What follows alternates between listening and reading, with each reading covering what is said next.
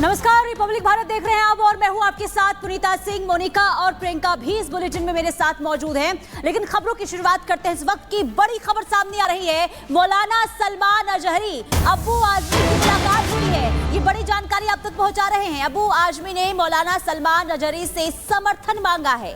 ईश निंदा के खिलाफ कानून लाएंगे, ये अबू आजमी की तरफ से कहा गया है। आपको बता दें कि हिंदुओं के खिलाफ भड़काऊ बयान के खिलाफ गुजरात पुलिस ने गिरफ्तार किया था मौलाना सलमान अजहरी को, अभी जेल में बंद। और आपको बता दें कि आज मुलाकात करने के लिए अबू आजमी पहुंचे हैं। तो ये बड़ी जानकारी आप तक पहुंचा रहे हैं। हेट स्पीच मामले में गिरफ्तारी हुई थी, लेकिन ईश निंदा के खिलाफ कानून लाएंगे, ये अबू आजमी की तरफ से कहा गया, यानी कि समर्थन मांगा गया है। अगर वोटों का बंटवारा होगा तो मेरे यहाँ फिर ये नफरत वाले बीजेपी के लोग जो मुसलमानों के साथ बार बार करते और आपके साथ जिन्होंने किया ही, तो ये लोग चुन के नहीं आना चाहिए। तो मैंने आपसे दुआ करा हूँ। हुजूर सल्लल्लाहु के खिलाफ अगर किसी ने गलत अल्फाज से नवाजा तो उसको ये जो आपका 153A है या कुछ ये बिल्कुल बेकार है। कम से कम उस पर आप UAPA लगाइए। और अगर मेरा मैनिफेस्टो आप देखेंगे, मैं तो आज आपसे मिल रहा हूँ ना, मेरा मैनिफेस्टो 20 दिन पहले बन चुका है। उसमें पहली जो मेरी मांग है कि मैं अगर सत्ता में आया, पावर में आया, तो मैं सत्ता पक्ष से उसमें एक कानून जरूर बनवाना चाहूंगा कि जो जिन्होंने भी हुजूर सल्लल्लाहु अलैहि वसल्लम के खिलाफ कुरान शरीफ जलाने का या कोई गाली देने का ऐसी चीजें आई ना, तो उसको UAPA के कानून में बंद किया जाए। ये सबसे बड़ी दहशतगर्दी है।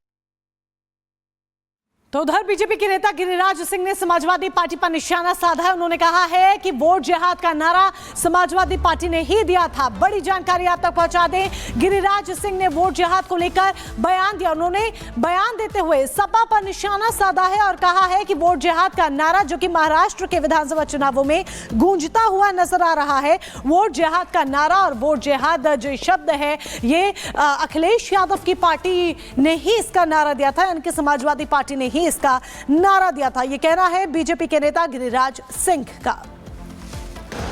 ये वोट जिहाद कौन किया? ये वोट जिहाद अखिलेश यादव के पार्टी के नेत्री ने वोट जिहाद का नारा दिया। आज कांग्रेस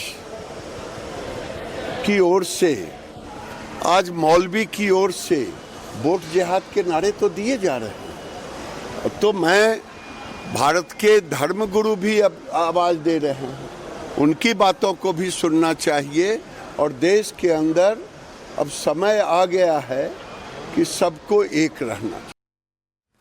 तो समाजवादी पार्टी की जिस तरह की राजनीति इस वक्त देखने को मिल रही है, पोलराइजेशन की राजनीति, तुष्टीकरण की राजनीति, और जिस तरीके से सपा वोटिंग से पहले बार बार अलग अलग तरीके से तुष्टीकरण का राग अलापती हुई नजर आ रही है, उससे कहीं ना कहीं ये लग रहा है कि क्या समाजवादी पार्टी को ये लग रहा है कि तुष्टीकरण की राजनीति कर कर वो आगे बढ़ जाएगी या चुनाव जीत जाएगी। हालांकि जिस तरीके की राजनीति, जिस तरीके की सियासी रोटियां सपा सेकती हुई नजर आ रही है, इसको लेकर बीजेपी बार बार हमलावर है और बार बार सपा को घेरने की कोशिश में है। यही एक बड़ी वजह है कि एक के बाद एक जो बयानबाजी है, एक के बाद एक जो प्रतिक्रियाएं हैं वो सामने आ रही हैं। बीजेपी के नेता, दिग्गज नेता गिरिराज सिंह ने अब बयान दिया है, समाजवादी पार्टी को लेकर निशाना साधा है। उन्होंने कहा है कि वोट जिहाद का जो नारा दिया जा रहा है वो समाजवादी पार्टी की तरफ से ही दिया गया है। सत्यप्रकाश मुंबई से हमारे संवाददाता हमारे साथ जुड़ चुके हैं, सीधे सत्यप्रकाश का रुख करेंगे। सत्यप्रकाश, वोट जिहाद का नारा बहुत तेजी के साथ सुनाई दे रहा है महाराष्ट्र के विधानसभा चुनाव में, लेकिन इस नारे की उपज कहां से हुई, इसको लेकर भी सियासत हो रही है एक दूसरे पर। देखिए, जिस तरह से महाराष्ट्र विधानसभा प्रचार में कहीं कहीं वोट जिहाद का बड़ा मुद्दा था, पैन कार्ड जिहाद, पैसा जिहाद, और जिस तरह से एक समुदाय के लोग, एक संगठन के लोग, जिस तरह से मौलाना लोग काफ़ी आए और साफ तौर से कहीं न कहीं महाविकास अघाड़ी को उन्होंने वोट देने का समर्थन किया गया।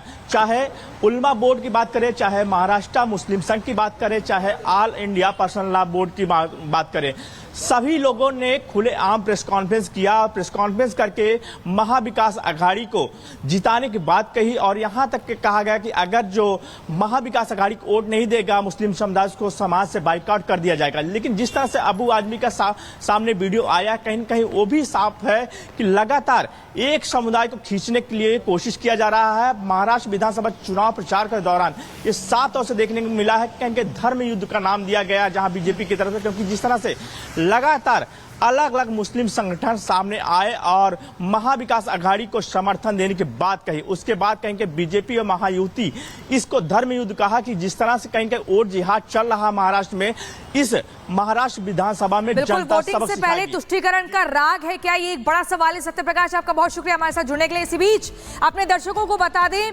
ओवैसी भाइयों के विवादित बयान के बाद संतों में भारी नाराजगी देखने को मिल रही है और ऐसे में संतों ने ओवैसी भाइयों को खुले तौर पर चेतावनी दी है। आखिर पूरी खबर क्या है, इस रिपोर्ट में देखिए।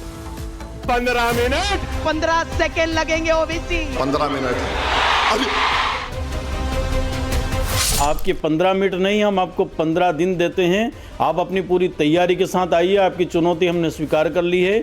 ओवैसी ब्रदर्स की 15 मिनट की चुनौती को संतों ने स्वीकार कर लिया है और दो हाथ करने के लिए मैदान में उतरने को बुलाया है, क्योंकि पिछले 12 साल से 15 मिनट की रट लगाने वाले ओवैसी ब्रदर्स अब तक इससे बाज नहीं आ पाए हैं। तो संत आग बबूला हो गए। हथियारों के साथ 15 मिनट के चैलेंज के जवाब में क्या क्या नहीं कहा। हमारे ऋषि मुनियों ने जो है शांति का पाठ पढ़ाया है, लेकिन अगर कोई अशांति से समझने की कोशिश करता तो अशांति में हमारे यहाँ शास्त्र भी है और शस्त्र भी है। तो शस्त्र में जो है उद्धार करने की भी देर नहीं, अब तो सब चैतन्य स्थिति में है। समस्त देश के युवा भी और बुजुर्ग भी, संत भी, मातृशक्ति भी। ये ओवैसी जैसे कीड़े मकोड़े, इनकी क्या औकात है, क्या विसात है।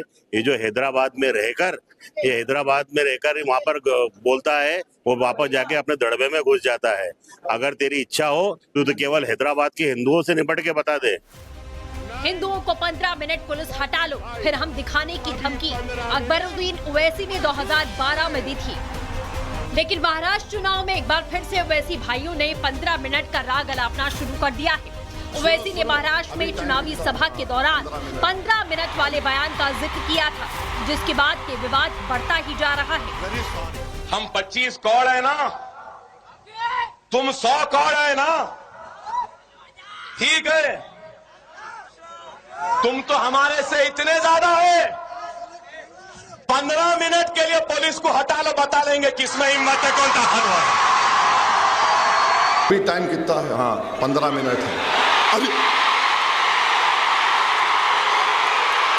Very sorry, very sorry. 9:45 देखो, 9:45 9:45 कैंपेनिंग का टाइम 10 बजे, अभी 15 मिनट बाकी है। ओवैसी का इशारे में धमकी देना क्या हिंदुओं को समझ में नहीं आया, जो वो चुनावी मंच से महाराष्ट्र में 15 मिनट बोलकर सॉरी कहते रहेंगे और हिंदू कुछ नहीं कहेंगे। तो अब संतों ने ओवैसी को 15 दिन दे दिए हैं, तो क्या संतों की चुनौती कबूल है ओवैसी? आपके 15 मिनट नहीं, हम आपको 15 दिन देते हैं। आप अपनी पूरी तैयारी के साथ आइए। आपकी चुनौती हमने स्वीकार कर ली है। तुम वही देश में रहने वाले वो सपोले हो, मुगल सपोले हो, भारत में रहकर इस तरह की बातें करते हो। महाराणा प्रताप की संतान क्षत्रिय इस देश में मौजूद है, वो तुम्हारा विनाश करने के लिए कभी भी शस्त्र उठा सकते हैं। सुनो ओवैसी, आप 15 मिनट के लिए मांग रहे हो टाइम, हम 5 मिनट के लिए काफी है। हमारा देश भर में इतना नागा संत है, संप्रदाय के संत लोग है। 5 मिनट में आपका काम तमाम होने के लिए ज्यादा समय नहीं लगेगा। 15 मिनट बनाम 15 दिन, अब लड़ाई ओवैसी ब्रदर्स बनाम संत होती जा रही है। लेकिन वोट बैंक को खुश करने के लिए हथियारों की नुमाइश दोनों ओर से, ये उकसाऊ काम कब बंद होगा? Bureau report, Republic Bharat. देखिए, महाराष्ट्र में चुनाव से पहले जबरदस्त तरीके से घमासान देखने को मिल रहा है। बहरहाल खबरों में आगे बढ़ते हैं, बात छत्तीसगढ़ की कर लेते हैं, क्योंकि इस शुक्रवार को जुमे की नमाज के बाद छत्तीसगढ़ में जो तकरीर दी जाएगी, हो सकता है वो सबसे अलग हो।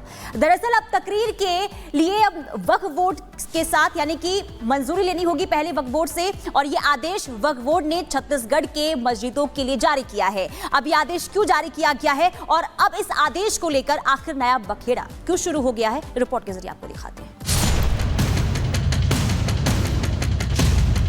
छत्तीसगढ़ वक्फ बोर्ड का नया फरमान, छत्तीसगढ़ में तकरीर पर जारी तकरार, वक्फ का नया आदेश, कट्टरपंथियों को क्या संदेश? छत्तीसगढ़ वक्फ बोर्ड ने राज्य में मौजूदा तमाम मस्जिदों के मौलानाओं के लिए नया फरमान जारी किया है। वक्फ बोर्ड ने मस्जिदों के लिए जारी किए गए एडवाइजरी में कहा है कि छत्तीसगढ़ की मस्जिदों में तकरीरों से पहले मौलाना को वक्फ बोर्ड के अध्यक्ष डॉक्टर सलीम राज से अप्रूवल लेना पड़ेगा। व्हाट्सएप ग्रुप बनवाया है कि मुतल्ली जो भी बयान देना है पहले हमको बयान भेजिए। छत्तीसगढ़